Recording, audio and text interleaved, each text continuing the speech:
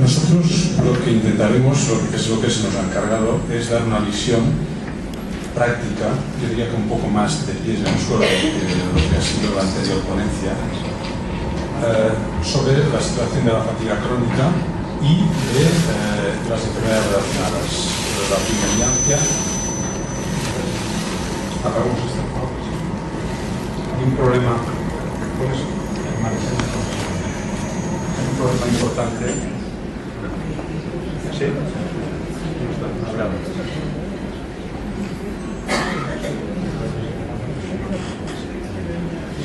¿Sí? No se escucha, Joaquín, no se escucha. No hace la profesora. ¿Sí? Yo hace la profesora en Barcelona y él siempre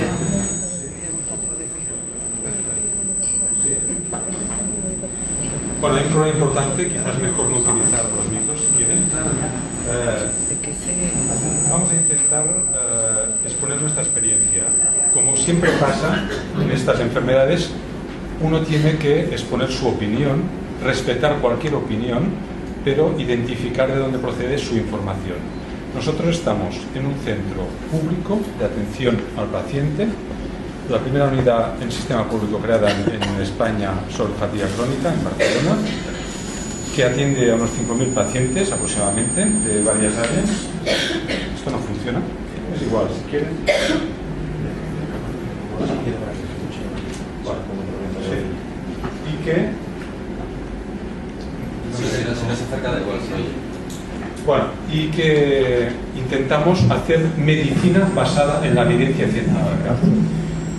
Les digo esto porque muchas de estas afirmaciones que se hacen son ciertas, es decir, por ejemplo, el síndrome de fatiga crónica es tratable, pero actualmente no es curable en la mayor parte de casos, es decir, no puede decir las afirmaciones en un sentido o en otro. Entonces vamos a hacer un pequeño repaso, por favor, presentaciones, sobre lo que nosotros consideramos que existe actualmente en evidencia científica. Y repito, que es nuestra opinión, no pretendemos dogmatizar, sino simplemente exponer lo que en áreas de evidencia científica, yo creo que es mejor que lo pares. Sí. Existe.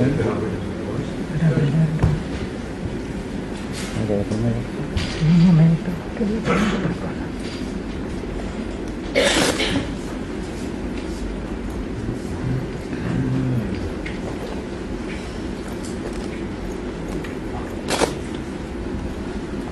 No funciona la proyección.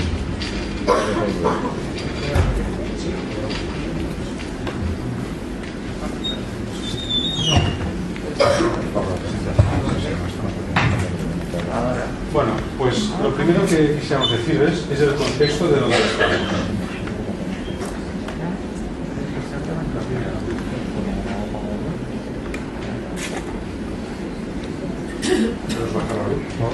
Esta es nuestra referencia, estamos en un programa público de la Universidad de Barcelona y de la Generalitat de Cataluña, y nuestra opinión no es personal, sino que es la de este programa. Lo que hacemos es intentar ver dónde está esta enfermedad. Son enfermedades que están juntas, yo creo que tendríamos que bajar la luz. Son enfermedades de reciente identificación, son muy prevalentes, no son enfermedades raras, son de causa poco conocida y afectan a mujeres sin marcadores. Todos estos marcadores que se hablan, todos son indicios, hipótesis, pero no están aceptados como marcadores de diagnóstico. El diagnóstico sigue siendo clínico, a pesar de todo. No quiere decir que no se puedan mirar cosas, pero esto no es el diagnóstico de la enfermedad. El tratamiento, actualmente, cualquier tratamiento que se esté haciendo no ha conseguido demostrar científicamente una curación significativa a largo plazo. Y esto es así, y me gustaría mucho que no fuera así, pero esto es así en términos científicos. Y no es curativo, puede haber mejorías parciales, como por ejemplo enseñaremos en algunos de estos casos, y respetando todas las opiniones. Es una enfermedad de evolución crónica con potencial invalidez y es una enfermedad cuestionada. Por eso hay diferentes opiniones, diferentes interpretaciones, diferentes aproximaciones, que todas son respetables, pero ustedes deben analizar cada una de ellas en su contexto. Está dentro del grupo de enfermedad, sin duda es una enfermedad, no es solo un desorden, la fatiga crónica y la fibromialgia son enfermedades, no así la sensibilidad química, que aún no ha tenido la categoría de enfermedad por la Organización Mundial de la Salud, que es quien da las categorías de enfermedad. No la da un investigador o una comunidad autónoma, la da la Organización Mundial de la Salud. ¿Dónde estamos? El state of art de esta enfermedad es que estamos en un conjunto de situaciones. Muchos de ustedes no tienen una enfermedad, sino que tienen un conjunto de situaciones de difícil definición, de patogenia claramente neurológica, pero también con alteraciones de todo el organismo, sobre todo el sistema inflamatorio y del sistema inmunológico, con repercusión global a todo el cuerpo. Todos los órganos de nuestro cuerpo repercute la enfermedad. Se han hecho muchas propuestas de diagnóstico. En los últimos 15 años hemos tenido más de 10 propuestas diferentes. No había antes diagnóstico, en 10 años tenemos 10 propuestas. Esto quiere decir que no hay mucho consenso. Quiere decir que no nos aclaramos demasiado y esto confunde más que ayuda. Los actualmente oficiales siguen siendo los que reconoció la Organización Mundial de la Salud en el año 94. Siguen siendo estos a nivel oficial y las que propone la Sociedad Internacional de Fatiga Crónica. Y hay propuestas, lo que ha referido el doctor de Merleyer es una propuesta de un grupo de consenso particular, no un grupo oficial, sino es una propuesta que no difiere mucho ni uno del otro. Los 10 que se han hecho no difieren mucho, es decir, en algunos casos uno cumpliría uno y otro no, pero en la mayoría de casos se cumplen por igual. Y como decía antes, me gustaría mucho tener, pero no tenemos suficiente validez en todos estos marcadores y en otros muchos que se han propuesto. Son enfermedades similares. El que dice que tiene fibromialgia se parece bastante al que tiene fatiga crónica y se parece bastante al que tiene sensibilidad química múltiple, y en general habría que ir mirando al concepto global de síndromes de sensibilización central, es decir, el cerebro está afectado, responde diferente, responde mal, y este es el nombre futuro probablemente de estas enfermedades.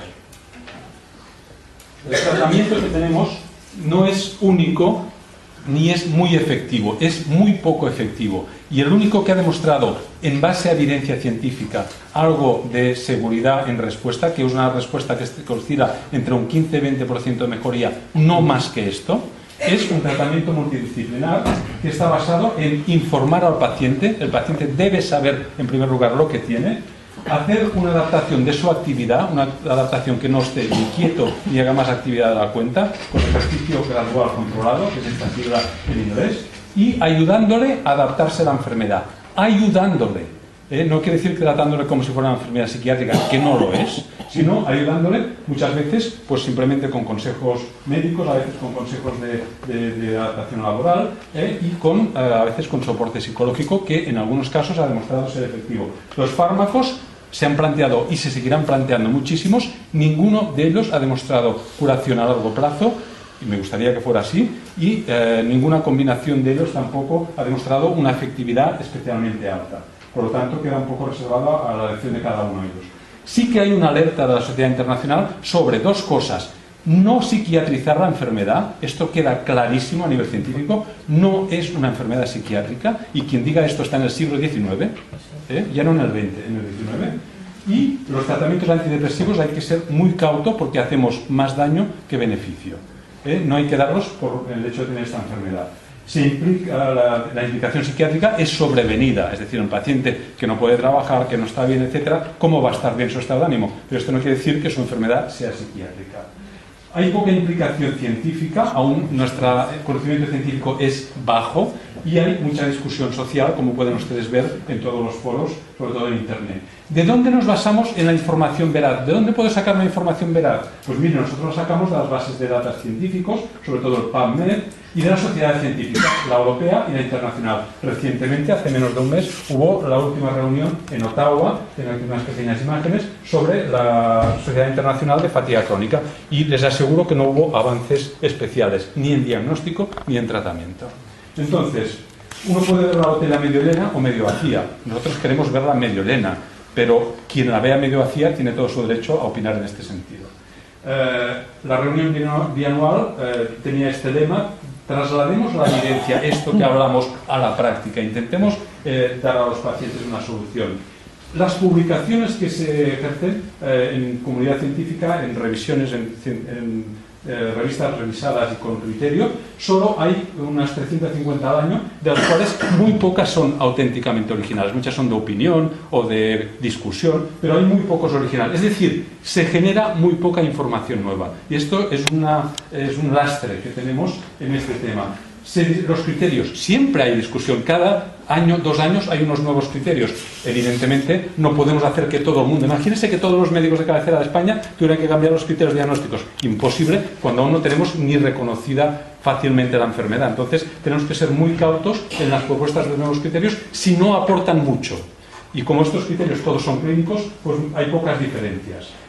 La historia del virus XMRV, a mi entender, está dando lugar a sus últimos episodios, y en cambio la discusión no. La discusión sigue abierta, pero yo creo que a nivel científico sí que se está cerrando pues, su implicación, que ya concretaré. Sí que hay algunos avances en temas concretos, cosas concretas de todo el espectro de la fatiga, sí que hay algunos avances, se consolidan algunos estudios de tratamiento. Aparecen estudios a largo plazo. Es importante ver qué pasa a los pacientes a largo plazo, no solo si a corto plazo les hago un tratamiento y está 6 semanas mejorando. Me interesa más a largo plazo. Hay poco impulso a la investigación, por no decir nulo impulso a la investigación, y sobre todo lo que hay es mucha problemática del paciente en el día a día, mucha problemática de atención al paciente y mucha problemática social, laboral, legal, que hace que haya una polémica científica y en el entorno del paciente demasiado importante como para vivir tranquilos con la enfermedad. Fíjese lo que les decía de la implicación de la comunidad científica. Las publicaciones que en el año 2003-2004 empezaban a crecer fueron decreciendo, y este incremento que ha habido desde el 2008 es a expensas sobre todo de las publicaciones en este virus que se discutió su implicación y que por desgracia al final en evidencia actual pues no parece que sea mucha.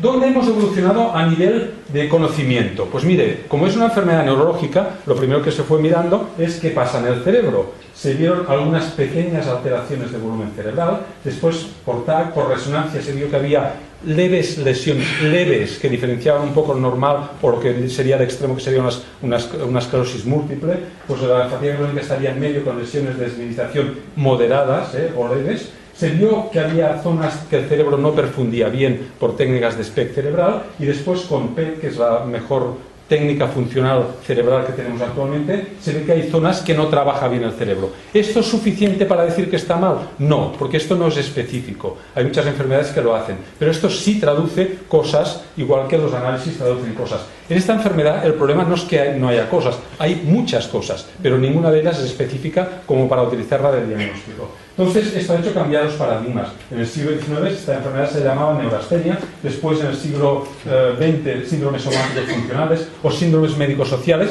y ahora estamos virando claramente a una enfermedad que es de sensibilidad central, una enfermedad neurológica en la que el funcionamiento del cerebro y como repercusión el funcionamiento de todo el organismo está alterado. Y el esquema anterior que me he saltado es el esquema que utiliza la sociedad americana para decir desde el cerebro se repercute en el intestino, en el músculo, en el sistema cardiovascular, en las hormonas, en todo el organismo. Estas alteraciones al final se manifiestan igual en muchos órganos. Pero en último término, lo que sigue siendo más importante es definir el síntoma principal del paciente. Y el síntoma principal del paciente es la fatiga, definida en estos términos, no poder hacer actividades mínimamente intensas y que se manifiesta a nivel físico, a nivel intelectual, a veces con síntomas asociados como una migraña o a veces con un aspecto estupendo que hace que no traduzcas que la mujer habitualmente pues tenga esta enfermedad. Y este es el conjunto de cosas que veremos. La fatiga física produce una incapacidad para hacer una fuerza, una contracción máxima, pero sobre todo para mantener la actividad. Y esto no es fácil de corroborar. Diríamos, si se fatiga, midamos la fatiga. Todos los test que hacemos de fatiga, fíjese que no se habla en general de medir la fatiga, porque no hay una traducción fácil entre esta medida de la fatiga y lo que le pasa al paciente. Es decir, un paciente con fatiga crónica puede hacer a lo mejor el 80% de fuerza de una persona normal, pero en cambio no puede hacer su actividad normal. Por lo tanto, aquí tenemos muchas variaciones porque depende del momento, hay que hacer más de una prueba, hay que hacerla en diferentes situaciones. Es decir, esto es complejo. Analizarlo desde esta perspectiva es complejo y no tenemos una solución en este campo. Luego, la fatiga neurocognitiva, muy importante. La fatiga se traduce también en fallo de la activación de cómo funciona el sistema nervioso. Y no es una demencia, no es un Alzheimer, es como un fallo de pilas del cerebro. Se altera la memoria de retención, la inmediata, se altera la concentración, menor atención en el entorno, se identifica el proceso de pensamiento y incluso hay una cierta somnolencia. Y todo esto hace muy difícil, por ejemplo, que una persona pueda trabajar de forma normal con esta fatiga cognitiva que muchas veces está presente. Hay que tener un poco de visión histórica. A esta paciente del siglo XIX que le llamaban neurastenia y que tenía una fatiga crónica en la clasificación de aquel momento, que estaba aquí en los siglos XIX y XX, pues en el año 88 hubo un reconocimiento para decirle científicamente que esto era un síndrome de fatiga crónica. Estoy de acuerdo que quizá no es un nombre acertado, pero es el nombre oficial y mientras oficialmente no se cambie, nos debemos a este nombre. Ya disiente el doctor del Merrey, pero es lógico. Es decir, este es el nombre oficial, no lo digo yo, lo dice la OMS. Es decir, hasta que no lo cambie la OMS, pues nosotros utilizaremos el nombre que la OMS le da. Y la encefalitis mialgica es un término que acuñaron los ingleses y que ha sido paralelo y que en estos momentos, a mi entender, está diciendo lo mismo y confunde más que ayuda, porque si encima le damos dos nombres, pues dos peor que uno, ¿no? Entonces, ha habido, ya le digo, 10 criterios diferentes, los australianos, los ingleses, los de NIH, los de Londres, los de Fukuda, que son los oficiales hasta este momento, y son los que la Organización Internacional de Fatiga Crónica está recomendando que utilicemos. No es una opinión personal. Y que son los oficiales. Esto es como decir, yo tengo un coche, pero ¿quién me lo matricula? Dirección de tráfico. El coche puede circular, pero si no está matriculado, pues no le puede usted poner el número que quiera, tiene que poner el número oficial. Pues esto es exactamente así. Es decir, funciona así, nos guste o no. Y me gustaría pues que todos evolucionásemos y también los organismos oficiales, pero esto es más lento de lo que nos gustaría. Los criterios canadienses fueron los criterios más estrictos, quizá un poco más específicos, pero más complejos de utilizar. No le digas a un médico de cabecera que utilice los criterios canadienses para diagnosticarte porque no lo va a hacer, porque son complejos. Entonces, la simplicidad también es importante. Hay que diferenciar lo que podemos hacer en unidades especializadas de lo que va a hacer su médico de cabecera en Lebrija, o en Dos Hermanas, o en un pueblo normal que les va a atender, ¿no?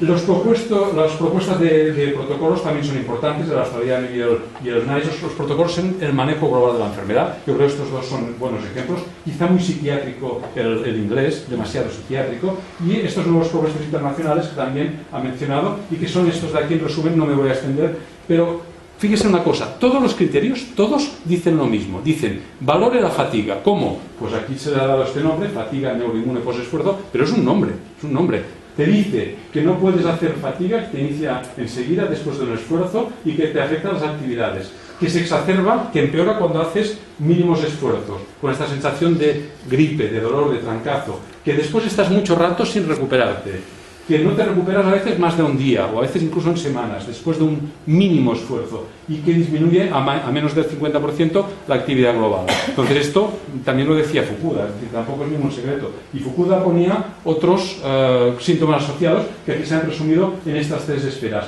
que son absolutamente correctas, simplemente que, a mi entender, tampoco aportan mucho más de lo que se decía antes, decirlo de una manera o de otra, pero más o menos, quizá aquí sí que es cierto que es un poco más concreto. Por ejemplo, la fatiga cognitiva es mucho más clara, no lo repetiré porque ya lo ha dicho el doctor de Merrey, pero sepan que estos criterios actualmente no tienen el consenso de la comunidad científica y a lo mejor lo adquirirán, o a lo mejor no. Esto veremos en el futuro, es una opinión. Sí que es importante considerar que los niños que ya tienen la enfermedad se lo detectemos lo antes mejor, porque cuanto antes lo detectemos, mejor. Este es un esquema de lo que consideramos nosotros que pasa en la enfermedad. La enfermedad no hay una causa, hay múltiples causas y múltiples estadios. Son personas que tienen factores predisponentes, que luego, en un momento determinado de su vida, se les añade un factor desencadenante, empieza la enfermedad, que puede ser una fatiga crónica, una fibromialgia o una sensibilidad química, y si empieza con uno, es muy probable que las otras se añadan, y que después, según qué factores de mantenimiento, va mejor o peor. Factores genéticos, seguro que influyen. El género femenino, sin duda, solo miren a la afluencia de la sala. El patrón de conducta tipo A también influye. La ausencia de ejercicio físico, parece que sí. Las personas que a lo largo de su vida han hecho menos ejercicio influyen en hacer fatiga. La hiperlaxitud es un marcador genético de predisposición. Factores desencadenantes admitidos. Las infecciones, sobre todo las virales, los tóxicos, importantes y a veces poco considerados, factores ambientales, un edificio enfermo donde trabajamos, la guerra del Golfo, etc. El estrés físico o psicológico como factor desencadenante, no como causa psiquiátrica de la enfermedad. y en este momento esta paciente que ya estaba predispuesta hace un factor desencadenante, le desencadena una amplificación en el cerebro, una distorsión de cómo funciona su cerebro y empieza la enfermedad. Y según cómo vaya adaptándose a la enfermedad, según su edad, cuanto más tarde empieza la enfermedad, peor. Los niños se adaptan mejor que los adultos. Cuanto más comorbilidad, es decir, cuanto más cosas se añadan, peor. Cuanto más retraso en el diagnóstico, peor. Y cuanto mayor afectación inicial, peor. El que empieza muy grave suele continuar muy grave. Y hay una reentrada en el circuito, hay una especie de reverberación. Estas son nuestras relaciones públicas y cada año damos un premio a la molécula científica que tiene más impacto, sea positivo o negativo, en la difusión de la enfermedad. En los 2 últimos años, sin duda, este agente vírico, que es el XMRV, ha tenido su implicación importante. Lo que pasa es que es una historia compleja que, a mi entender, pues no ha acabado bien. No ha acabado bien porque no ha sido el marcador que buscábamos.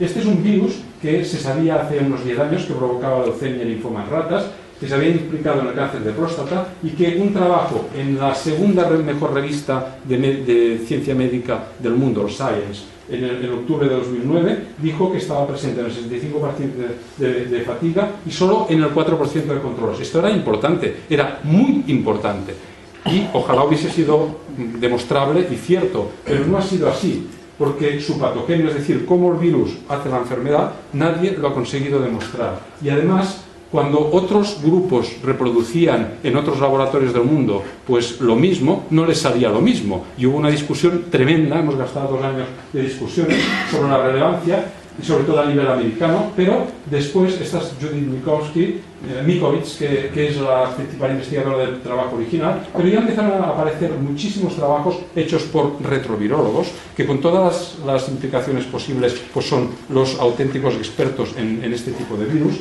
y decían que no reproducían estos hallazgos. Esto es discutible y es cierto que en medicina nunca hay que dejar un tema cerrado, siempre hay que dejarlo abierto, pero en estos momentos, créanme, la comunidad científica ha visto muchísimas más evidencias de que esto no es así, de que no es un virus. Es más, se ha demostrado que es un virus contaminante, es un virus artificial que simplemente se detecta en los pacientes por contaminación. Incluso las sondas con las cuales medimos estaban contaminadas. Pues es un virus muy ubicuo, que está en todas partes. Entonces, la conclusión de este tema, a día de hoy, y hecha por la mejor revista científica del mundo, no es mi opinión, es la editorial que pueden ver en Nature, es: los científicos consideran que actualmente este virus no es relevante en estos momentos. Si otros trabajos en el futuro lo consideran, y en este sentido tanto Judith Mikovits como el profesor Demerleyer creen que puede haber un papel, mi impresión es que no, y así lo hicimos hace 2 años y lo publicamos hace 2 años. Si fuera así, lo utilizaríamos como marcador, pero en estos momentos, créanme, yo no he indicado una determinación diagnóstica con este test a ningún paciente y no me avergüenzo de ello, al contrario. Es decir, quien quiera hacerlo que lo haga, pero en estos momentos sepa que la evidencia científica está en contra de esto y es opinable. Entonces, más cosas. ¿Esto quiere decir que los virus no juegan? No, ni mucho menos. Lo que pasa es que hay muchos virus que sí juegan, sobre todo esta tríada de aquí arriba, el Epstein-Barr, el cytomegalovirus y el P6. ¿Qué papel juega? Sobre todo está reconocido como desencadenante. Sí que es cierto que son virus que quedan en el organismo, no se eliminan y pueden hacer brotes de activación de la enfermedad que se miden de diferentes maneras, ¿no? Otros virus, desde el mismo virus gripal A hasta la varicela, los muchos herpes, los virus intestinales, etcétera, muchos virus pueden influir en el curso de la enfermedad. Y este es parte del problema, que no hay un virus, sino muchos y como parte del conjunto global de cosas que pasan. Es muy importante también saber que los pacientes con fatiga crónica no solo tienen fatiga, sino que también tienen síndrome metabólico y con esto mayor riesgo cardiovascular. Mídanse la cintura. Si es una mujer y mide más de 102 centímetros, perdón, 88 mujeres y 102 en hombres, tienen ustedes probablemente un síndrome metabólico y esto pone en riesgo su vida y más si tienen fatiga crónica, porque la fatiga crónica multiplica por 2 o por 3 el riesgo metabólico y esto es importante. Entonces, este es el trabajo que ha hecho referencia y que ha sido de esta última semana sobre nuevos tratamientos. Este es un trabajo que cuando lo miras dirías, ya está, tenemos un tratamiento, ha salido un fármaco que es un inmunomodulador que se utiliza en leucemias, en linfomas, que es el rituximab, y en este trabajo hecho por un grupo universitario, un grupo de neurooncólogos en Noruega, pues ven respuesta favorable en 2/3 partes, y a los que les daban placebos, es decir, a los que no les daban el fármaco, había un 13% que mejoraban. Esto probablemente no sea por otra cosa que sino por el hecho de intervención médica. Cualquier intervención médica que hagan ustedes, cualquier atención al paciente mejora su situación, aunque no le haga nada terapéutico, ¿eh? Pero bueno, había diferencia entre los dos, y esto sugiere un posible origen inmunológico o de regulación neurológica. Es decir, esto no necesariamente apoya solo la hipótesis inmunológica, sino que dice, pero fíjense ustedes, con datos de los mismos pacientes, miren cómo este es el fármaco que se da por vía subcutánea, ¿eh? Y fíjese, cuando se da R-rituximab, el paciente, esto es un score de fatiga, es decir, se mide el grado subjetivo de fatiga que tiene el paciente. Mejora, cada color es un paciente diferente. Son datos previos de otro estudio de los mismos autores. Fíjese la duración de la respuesta. 5 o 6 semanas, vuelve a tener la misma. Le vuelven a poner rituximab, vuelve a mejorar, vuelve a empeorar, y después cambian de tratamiento y le combinan metotrexato con rituximab. Entonces, esto de aquí, esta mejoría parcial del score de fatiga, vale 6.000 euros. ¿Va a ser un tratamiento posible? Pues no digo más, no lo he dicho yo, ¿de acuerdo? Me gustaría que fuera así, pero conseguir una mejoría de un 50% de respuesta de fatiga en algunos casos y en otros menos, como este de aquí, y con dosis repetidas de rituximab, que necesitas 4 dosis para conseguir algo, actualmente es un tratamiento inviable y además tiene efectos secundarios, reactivación de infecciones, posibilidades de segundas neoplasias, etc. Es decir, si tenemos que mejorar, tenemos que conseguir algo mejor que esto. Esto es poco viable, ¿de acuerdo? Como hacemos terapia de soporte, el grupo inglés, que era el principal valedor de esta terapia, se replanteó el año pasado cómo hacer la terapia de soporte psicológico. Lo clásico es la terapia conductual cognitiva adaptada, que esto tiene reconocimiento científico y validez demostrada. Nosotros hemos demostrado también en nuestra unidad mejorías parciales con esta.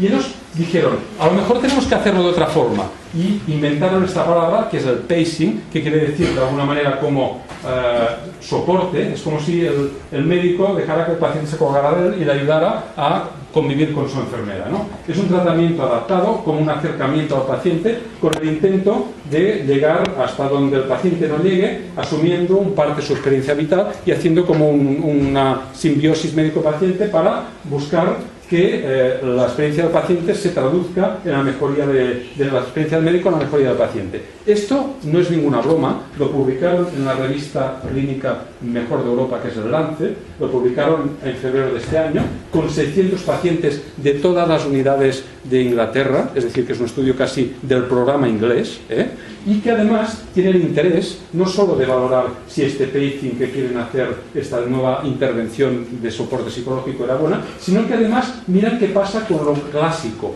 con lo del ejercicio físico controlado, con la terapia y con la atención médica especializada. Unidades sí, unidades no, ¿no? ¿Cuál es la conclusión de este estudio que está publicada y validada? Es que la atención médica especializada es necesaria, no se tienen que quedar ustedes con su médico de cabecera, sino si tienen una unidad mucho mejor, y la incorporación de terapia cognitiva y ejercicio gradual mejora moderadamente los resultados. Moderadamente, no cura a nadie, mejora moderadamente. Y cuando añaden esta estrategia al pacing, no les va bien. Y estos son los inventores, es decir, que ellos mismos valoran que no les va bien. Conclusión, pues la terapia conductual y el ejercicio son técnicas seguras y efectivas parcialmente en la mejoría de la enfermedad. Esto está publicado y ya está la evidencia. Hubo un editorial de la revista respecto, y dicen que es el artículo más importante en el tratamiento de fatiga crónica. No lo digo yo, lo dicen los editorialistas de Lancet. Y lo dice este grupo holandés, que es un grupo de referencia en fatiga crónica. ¿Cuál es la idea de hacer ejercicio controlado? Incrementar el nivel de actividad física y motilidad hace que la sensación de percepción de fatiga disminuya. Esto es lo que se pretende. ¿Y qué se pretende con la terapia conductual? Disminuir la atención del paciente en relación a los síntomas. No curamos los síntomas, mejoramos la percepción del paciente con los síntomas. ¿Por qué? Porque no podemos curarlos. Si los pudiéramos curar, ya los curaríamos, pero ya que no los curamos, intentamos mejorarlos. Por lo tanto, la palabra percepción de los síntomas es muy importante, porque el paciente que mejora es el que tolera mejor o percibe mejor sus síntomas sin descontrolarse. Y créanme que a largo plazo esto es más importante que cualquier tratamiento de los que tenemos actualmente. Y me gustaría que fueran más efectivos. No es suficiente una atención médica cualquiera, incluso la especializada no es suficiente, hay que hacer mucho más que esto, pero el pacing no es una aproximación adecuada y no hay que ir por esta vía. Se planteaba en esta editorial la posibilidad de curación, entre paréntesis, y salió enseguida la Sociedad Internacional, Fred Ferber, que es el presidente, diciendo: miren ustedes, a día de hoy no es correcto hablar de curación, lo dice el presidente de la Sociedad Internacional, solo de mejoría en algunos casos. Y esto es la realidad, no es ninguna otra cosa. Y sí decir claramente, por una vez, y ya llevamos muchas, de que no es psiquiátrico, no hay que hacer aproximaciones psiquiátricas. Por favor, ya estamos en el siglo XXI, no hay que discutir más. Simplemente hay que buscar un afrontamiento para ayudar al paciente a conllevar su enfermedad. Y por lo tanto, incluso discute cómo incluir a un paciente, etcétera, pero estas son discusiones secundarias, cómo hacer los estudios. Es decir, estamos en esto, no hay otra cosa y estamos en esto. Conclusión. Incluso pone en duda los resultados porque incluyen muchos pacientes que no reunían criterios, pero en conclusión, tenemos solo evidencia de esto y lo demás tiene que demostrar evidencia para hacerlo. Los tratamientos, es cierto que hay mucho, concluía el doctor de Benreyer, no es cierto que no se puede tratar, claro que se puede tratar, lo que no quiere decir que el tratamiento sea efectivo ni que sea curativo, son dos cosas diferentes y hay que saber dónde estamos. Estudios evolutivos a 10 años, ¿qué pasa al paciente a 10 años? Pues pasa un estudio americano, publicado por Jason, y que dice, pues que no se cura, es una enfermedad que en la mayor parte de casos, hagas lo que hagas, es persistente, que afecta de forma que te invalida, no te deja hacer lo que hacías antes. Sigue siendo, a cabo de 10 años, lo más importante la fatiga, lo mismo que al principio. A cabo de 10 años, ¿qué es lo que le pasa a usted? Que me canso. Y solo un pequeño porcentaje hacen lo que se llama pseudonormalización, es decir, casi normal, pero si hacen un sobreesfuerzo vuelven a estar. Pero ha habido a veces publicaciones de curaciones milagrosas, etcétera. Son estos casos que a veces temporalmente están casi bien, pero si hacen un sobreesfuerzo determinado, pues pueden volver a empeorar. Y lo que sí es cierto es que se van añadiendo otras enfermedades. Podríamos definir incluso una serie de factores de riesgo para predecir quién puede estar en riesgo de esta enfermedad. Una mujer, habitualmente 20-40 años, con nivel educacional bajo o medio, antecedentes familiares de estas enfermedades o relacionadas, con trastorno de inquietud, angustia, otras enfermedades, inestabilidad emocional, con enfermedades crónicas, por ejemplo, hernias discales, tendinitis, hiperlaxitud, que generan dolor crónico y con una especie de inflamación crónica, ¿no? Con frecuentación médica, a veces con historias de intolerancias, alergia o asma, con estresores, su vida ha sido complicada, ha tenido problemas familiares, ha tenido problemas emotivos, ha tenido problemas laborales, o muchos de estos a la vez, con escaso ejercicio físico a lo largo de la vida, son personas sedentarias, que han tenido una o varias infecciones que a veces alguna de estas ha desencadenado el inicio de la enfermedad y con un grado inicial de fatiga intenso. Este es el perfil de la paciente que va a hacer fatiga crónica, lo dice un estudio inglés. Pero a veces olvidamos, explicamos muchas cosas y olvidamos lo que quiere el paciente. ¿Qué quiere un paciente con fatiga crónica del colectivo médico? Esto lo han hecho en un estudio polaco, pero polaco de Polonia, no de Cataluña, no llamamos polacos. Y que es un metaanálisis de 52 trabajos, y pregunta a los pacientes de las asociaciones de pacientes qué quieren del colectivo médico. Y mire lo que quieren. Quieren que se entienda su enfermedad, a ver si me pasa, dar sentido a los síntomas, que le expliquen por qué se cansa, no porque esté loca, sino que le expliquen por qué se cansa, tener un diagnóstico que tenga, mire, mi diagnóstico es este, tener un diagnóstico preciso, codificado, respeto y empatía, que decir conexión con el paciente del colectivo médico de los profesionales de salud, tener más información sobre la enfermedad, información veraz, no información cualquiera, y disponer de estrategias para mejorar su limitación. No piden, deme un fármaco que con una dosis me cure, porque esto ya intuyen ellos mismos que no va a ser posible y probablemente no va a ser así en los próximos 5 años. Y ojalá fuera así. Y mejorar su implicación social, que su entorno les entienda. Esto es lo que quieren los pacientes. Y creo que los profesionales de salud y los profesionales de derecho, los profesionales que estamos implicados en la atención a los pacientes, debemos considerar lo que quieren los pacientes. Es una realidad que la fatiga crónica no va sola. La fatiga crónica tiene un reflejo en una y múltiples enfermedades. Y nuestra experiencia en el Hospital Clínic, cuya fachada del reflejo aquí, es que se acompaña de muchos de estos síntomas asociados. ¿En qué porcentaje? Mire, nosotros hemos hecho un estudio de comorbilidad, es decir, cuántas cosas tienen a la vez los pacientes en el momento de diagnóstico, en blanco, al cabo de un año, a los 5 años. Pues mire, fibromialgia, 2/3 partes la tienen al principio y casi todos a los 5 años. Sequedad de mucosas, la mitad a los 5 años, progresivamente. El estado de ánimo, no como causa psiquiátrica, sino como disfunción, ansiedad, desánimo, la mitad a los 5 años, o 60%. El tiroides se va alterando hasta en tercera parte, y otras hormonas también, el cortisol. La sensibilidad química, 7%, 12 al año, 60% a los 5 años. 60% de pacientes que vemos en nuestra unidad a los 5 años tienen sensibilidad química. No es nada malo, y sino que se lo pregunten a los que tienen afectado. Y otras comorbilidades, trastornos del peso, síndrome metabólico, trastornos del sueño, hasta el 50%. Por lo tanto, la fatiga no es solo fatiga, es fatiga y otras muchas cosas, y una lista de cosas, ¿no? Entonces, ¿por qué se sobreponen estas enfermedades? Porque se van añadiendo sobre la base fisiopatológica común del síndrome de fatiga crónica cualquiera de estas u otras muchas que aquí no reflejo, porque tienen en sí la fatiga, el dolor y la hipersensibilidad que subyace en todas estas enfermedades, tienen un nexo común. Todas vienen del mismo sitio. ¿Y cuál es este nexo común? Pues hablaremos en un momento. ¿Todo es semejanzas? No, hombre, semejanzas y alguna diferencia. Por ejemplo, si queremos ser estrictos, por ejemplo, la edad de aparición de la fatiga es más joven que la fibromialgia de la sensibilidad. El dolor es el principal de la fibromialgia, la hipersensibilidad y la fatiga, pero cuando mezclas los síntomas, a veces hay pacientes que tengan una u otra, el segundo síntoma se interrelaciona. El segundo síntoma en la fibromialgia es la fatiga, el segundo síntoma en la fatiga es el dolor. Por lo tanto, ya me explicarán ustedes qué diferencia hay de esto, ¿no? Y la sensibilidad también, la fatiga es el segundo síntoma.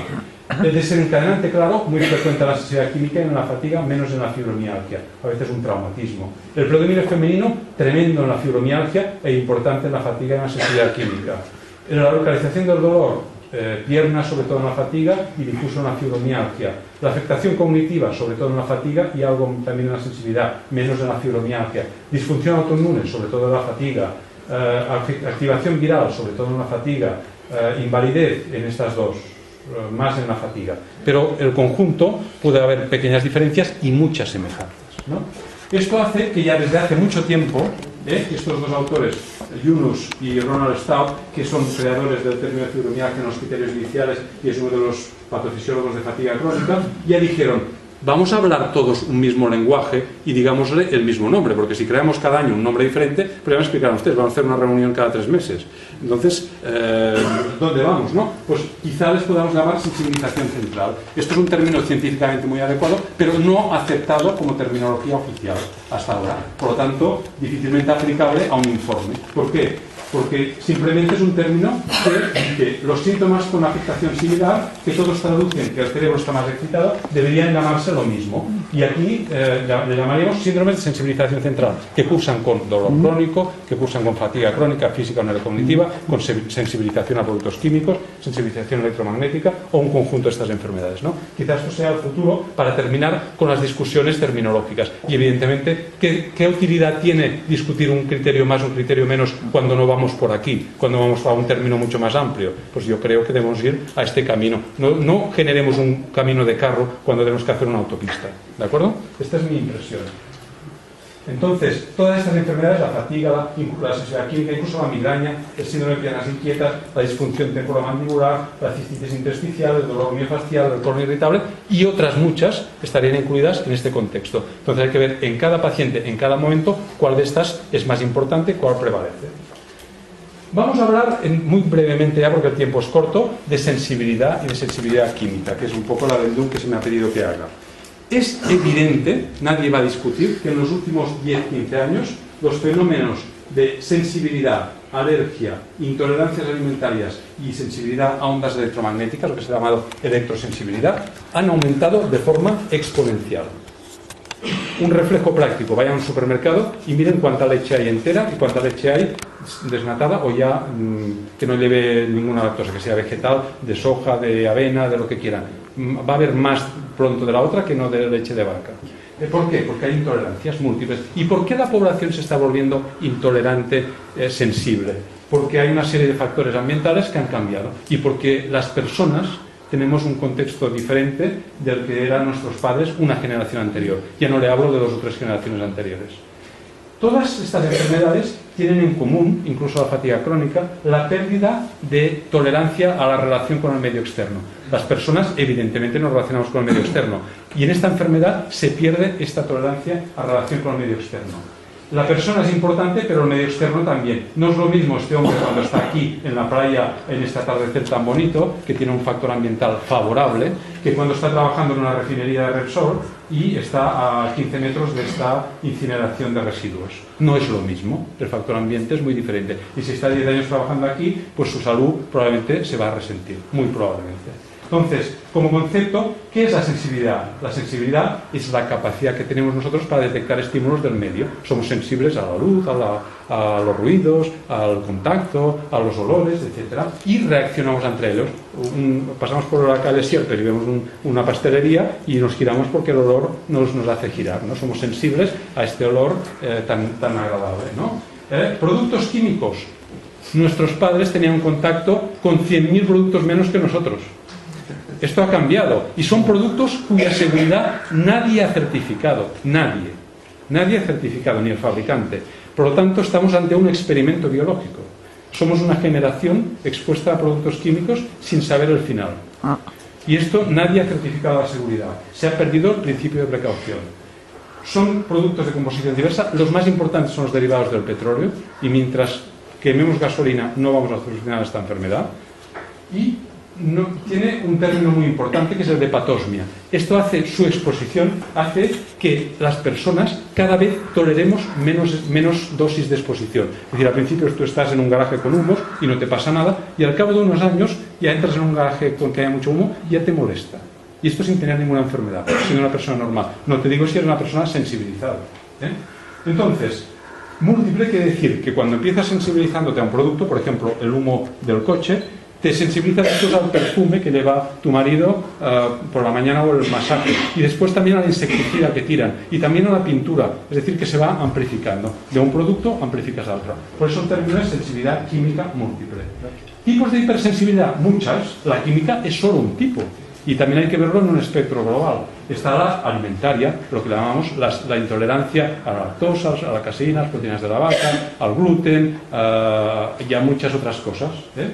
La intolerancia ambiental, que tiene estos subtipos: la eléctrica, no tolerar estar cerca de una línea de alta tensión o de un circuito cercano del vecindario que te pasa cerca de casa; la magnética, el microondas, la placa de inducción; la ionizante, los rayos X, las exploraciones, la resonancia; la sonora, los ruidos. ¿Cuántos de ustedes no aguantan bien el ruido y hacen que bajen el volumen y sus familias se pelean por subir y ustedes por bajar? ¿Cuántas? Muchísimas, porque hay intolerancia a la luz, a los ruidos. Es global. El problema de esto es que no es una u otra, es que esto químico se suma a lo eléctrico, a estas antenas de repetición de los móviles, a los ruidos nocturnos y a los aparatos que tenemos cercanos, desde el despertador electrónico en la mesita de noche hasta el móvil que llevamos, etc.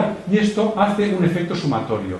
Esto se llama la carga tóxica total y se suma lo químico, lo eléctrico, lo alimentario, y todo esto es difícil de analizar porque no tienes un número de cada uno, pero en cuanto ves una historia de un paciente que laboralmente se ha expuesto, que personalmente tiene hobbies que le exponen, que en el domicilio pues utiliza muchos productos, pues la carga tóxica es importante. Y esto es importante porque llega un momento en que esto supera la capacidad de resistencia del organismo y empieza a manifestar la enfermedad.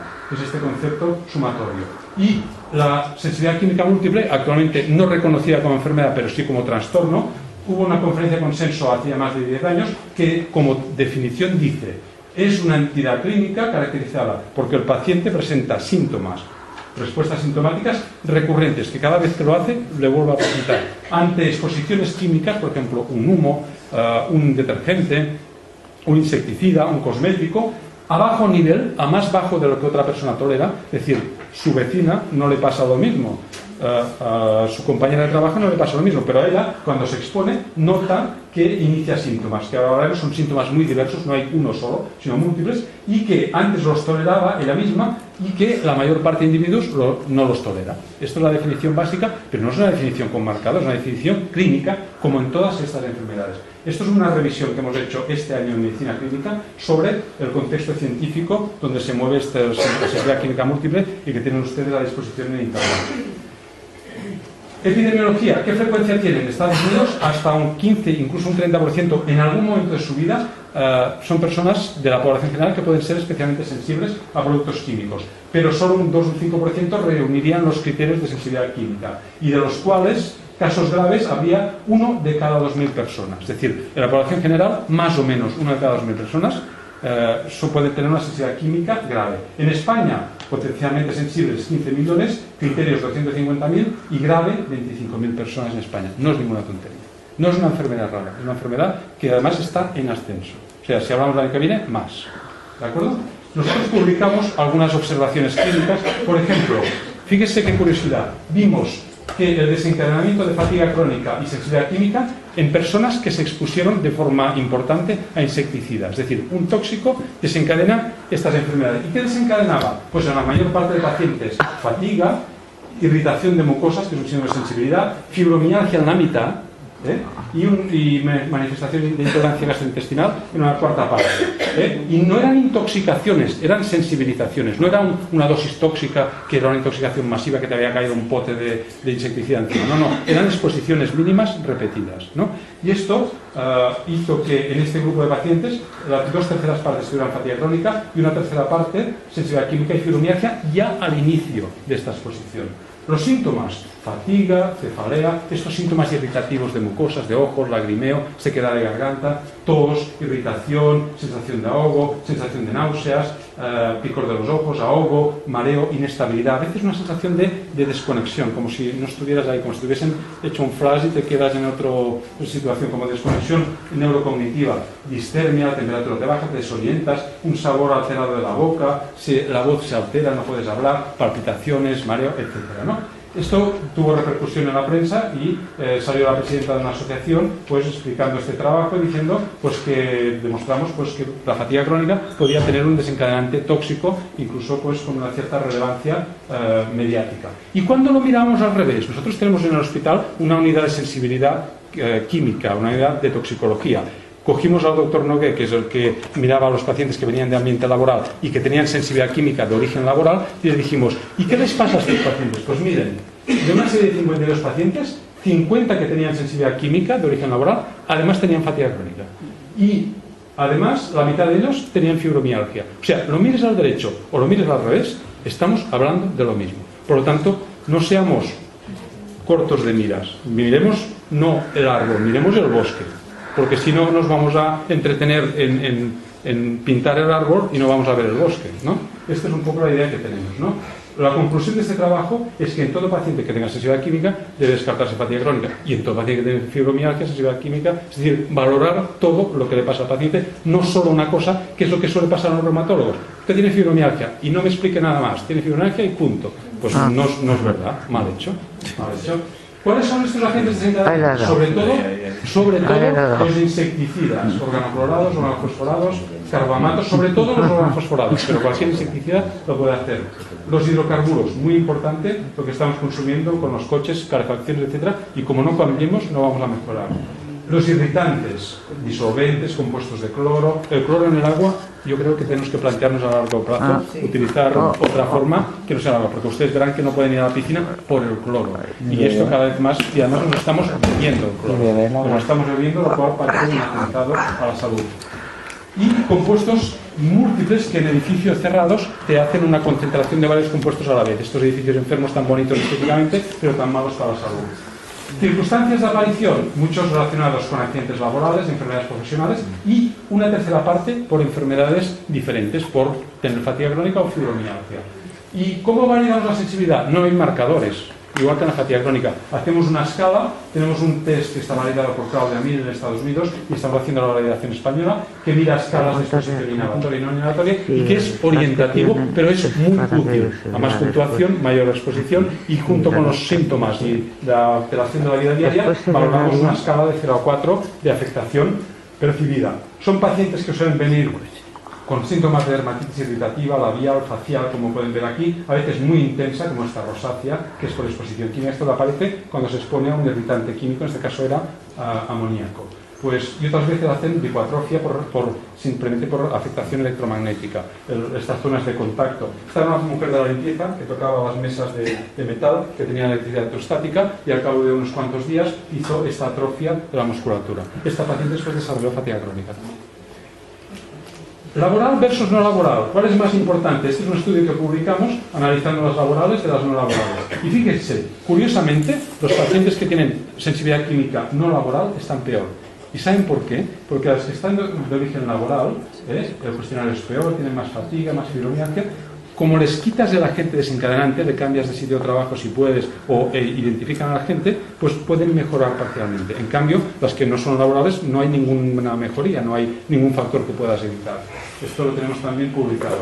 ¿Cómo va a largo plazo? Ya para acabar, pues primero hay una exposición, después hay una provocación progresiva, lo que llamamos una sumación. Hay una fase en que no se ve la enfermedad, que hay un enmascaramiento, el paciente tiene síntomas, pero no los expresa claramente. Se amplifica en algún momento, se sensibiliza a muchas otras cosas cruzadas, del insecticida al cosmético, del cosmético al detergente, etc. Y luego el paciente pierde la tolerancia, se llama abdicar. El paciente, su sistema de tolerancia ya no puede más, y abdica y aparece la enfermedad.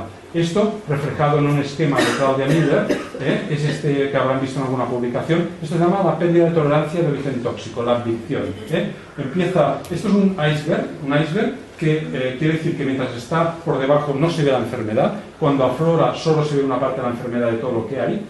Hay una exposición inicial, después se va repitiendo, se pierde la tolerancia y luego hay un desencadenamiento que hace aflorar los síntomas. Y fíjese que nota curiosa, el médico, que es este barco, llega contra el iceberg, que es el paciente, choca y se hunde. Es decir, que los médicos no podemos afrontar la enfermedad, ¿no? Es un esquema simple de decir, esta es la realidad de la enfermedad. Mucha no se ve y la que se ve solo una parte de lo que pasa. ¿De acuerdo? Hay un fenómeno muy importante que es la base de todas estas enfermedades, que es el fenómeno de sumación. Esto es un estímulo y una persona normal es sensible al estímulo, hay quien más, como los de arriba, o hay quien menos, y el estímulo después deja. Por ejemplo, una exposición a un olor. Yo lo noto, le provoca una cierta reacción, pero no pasa nada. Una persona sensible le provoca una reacción y se queda con una cierta pérdida de tolerancia. Pero si esto lo repetimos una vez, otra vez y otra vez, se va amplificando. Una persona normal hace un incremento de amplificación leve, pero una persona sensibilizada, esta amplificación en rojo es cada vez mayor, y esto con el tiempo se va separando, y esto llega a un momento en que el dintel lo supera mucho antes una persona sensibilizada. Es decir, lo que no se aceptaba antes, que pequeñas exposiciones a productos repetir a lo largo del tiempo no eran tóxicas, esto no pasa nada por tener el contacto con amoníaco mucho tiempo, no pasa nada. Pues ahora sí se sabe que esto puede sumarse y dar este efecto repetido, parecido a lo que hacemos cuando estamos en la epilepsia estimulándole con luz a un paciente.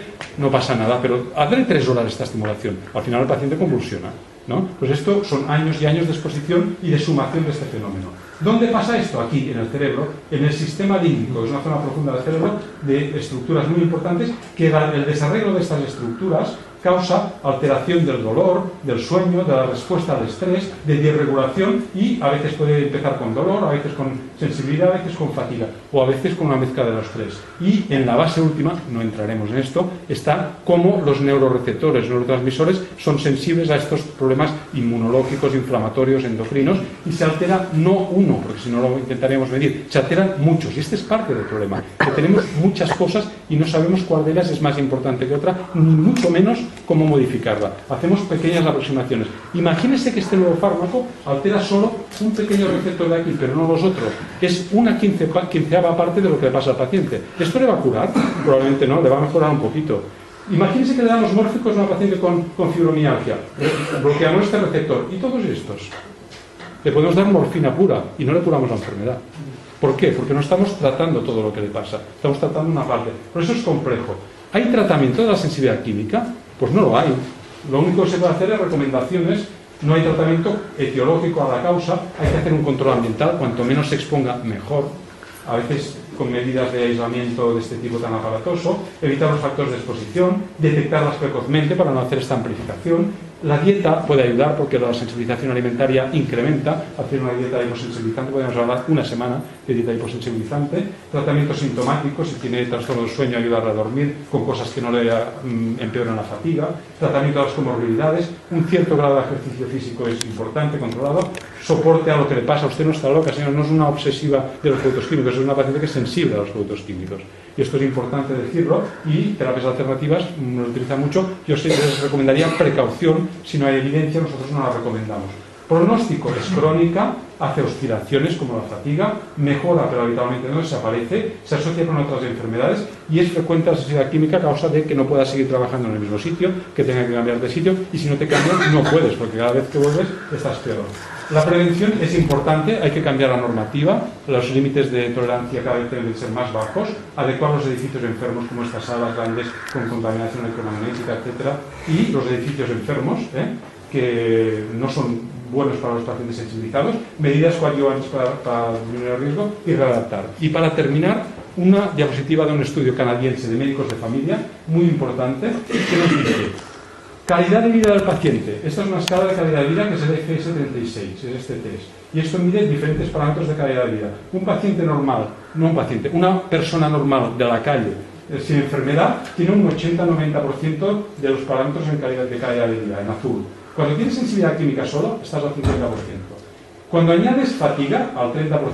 Y cuando añades las tres, al 10%. Es decir, la combinación de fatiga, fibromialgia y sensibilidad química es devastante. Y esto es un estudio, nosotros tenemos, les enseñé la última vez que vino un estudio parecido nuestro, esto es de un estudio canadiense, es decir, la combinación es mala. ¿Qué hay que hacer? Pues hay que hacer tratamientos basados en evidencia. Si no nos basamos en evidencia, no vamos a progresar. Vamos a discutir mucho y a progresar poco. Hay que aplicar criterios consensuados, no hacer protocolos o criterios porque sí, sino para que sean útiles y no para poner uno más. Realizado precozmente el tratamiento, estratificarlos, no todos los pacientes tienen el mismo grado de afectación. No todos tienen la misma comorbilidad, repercusión funcional y vital personalizada, un documento que lo constate y que lo diga para que sea útil al paciente, evolutivamente valorarlos y respuesta terapéutica adaptativa y los subgrupos, hay una discusión en subgrupos que nosotros creemos que en este momento confunden más que ayuda. Esta es nuestra propuesta. Hay opiniones, por ejemplo esta de aquí de Greg Crosswood, de que hay que entender como una enfermedad